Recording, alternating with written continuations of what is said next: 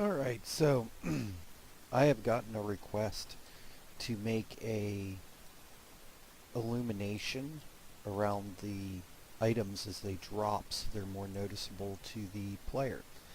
I'll go ahead and show you what I'm talking about here. If we look at this health box, I already have it completed. See how it's flashing? When you pick it up, it's no longer flashing. Also, when we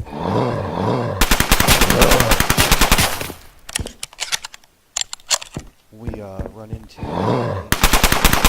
if they drop in the box, see how now that flashes on the ground?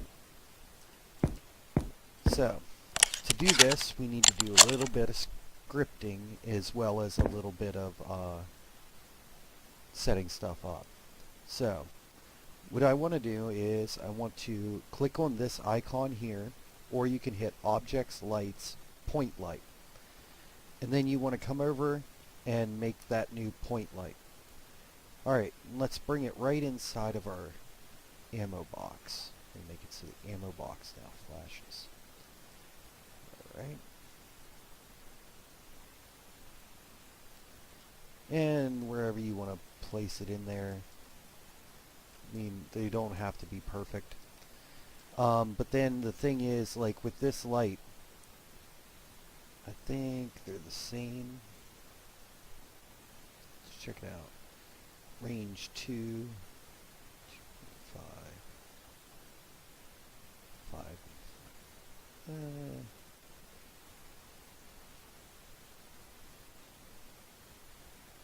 Let's make them both the same. Yeah, whatever. We'll make them both the same to 5.0. Okay. And then you want to set its colors here. So, like if I wanted to make ammo, like I made health green tinted. If I want to make ammo something, let's make ammo,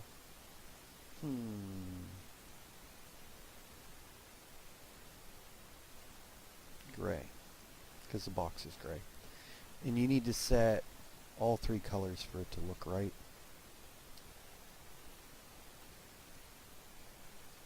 And I made them all the same. You don't have to do that. You can do whatever.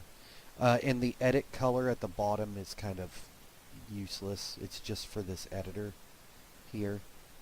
Like, you see how this box is blue and this one's dark blue and that guy's brown. That's what it is. If we zoom way in. Well, they got light icons on them, but... Anyway, like even these boxes, edit color, see, and then I can change the edit color to like teal. Okay, and see now it's a teal box. That's all it does. Okay, so I've set this light here, and what I want to do is go to its scripts, and I want to pick out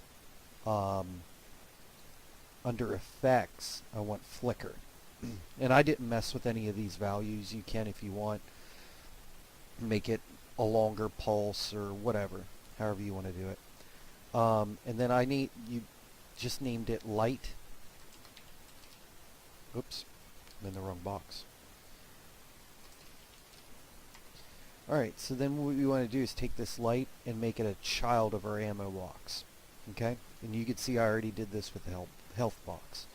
So now that it's a child of that box, what we want to do is right here on the ammo box, click Save as Prefab. I put mine in Items Ammo Box. You can put yours wherever you want. So now that that item is part of that. Alright, I'm going to test this to make sure it works. If any zombies spawn, it may crash, because we haven't done the scripting part. But we can look at it and we can see, hey, look, it's flickering too.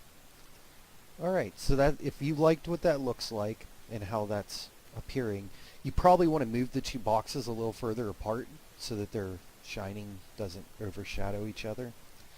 Now that you have it saved as a prefab, what we need to do is go into our script. The first script we're going to change is we're going to say, right after we get this location, before we move its location, what we want to do is find out if it has a light, and then if that child light, because the flicker script needs a start function.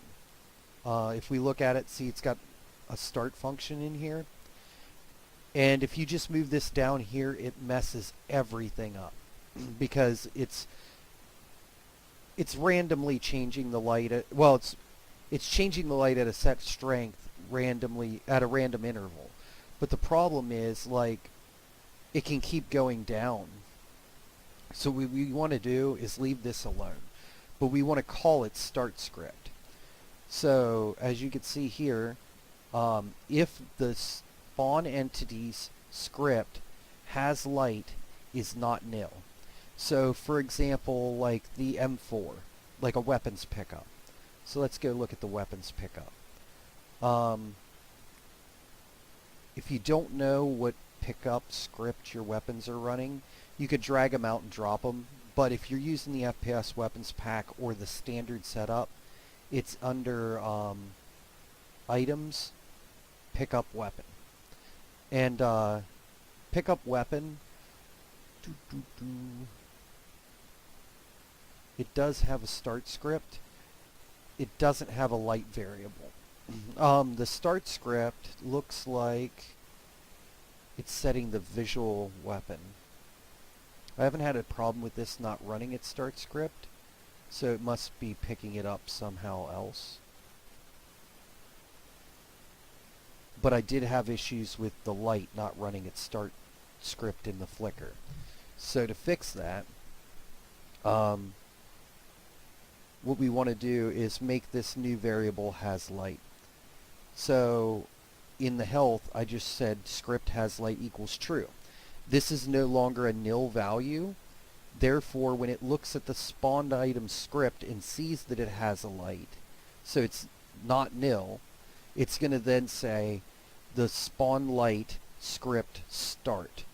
And then what that's going to do is set that flicker part, and then don't forget your end. So that's what we need to add to also.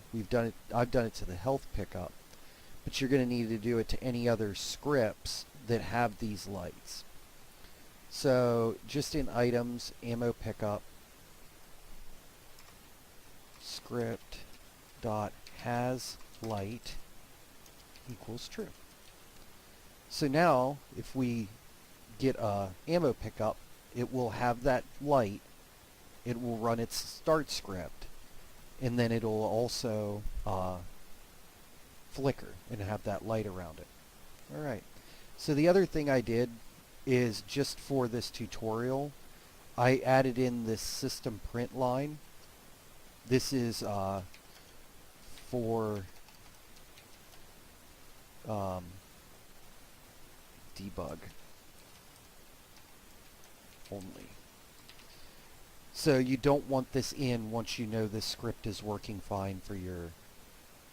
All it's going to do is whenever it tries to spawn something, it'll post the name in this log of what it's logging, of what is spawning. That way I could see that once an ammo spawns, I should see that flickering light on the ground.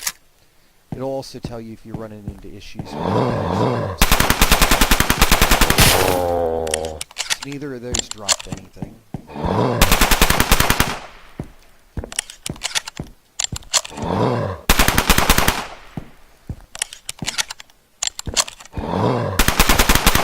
Oh, look, there's an ammo box and it's got the flickering light on it.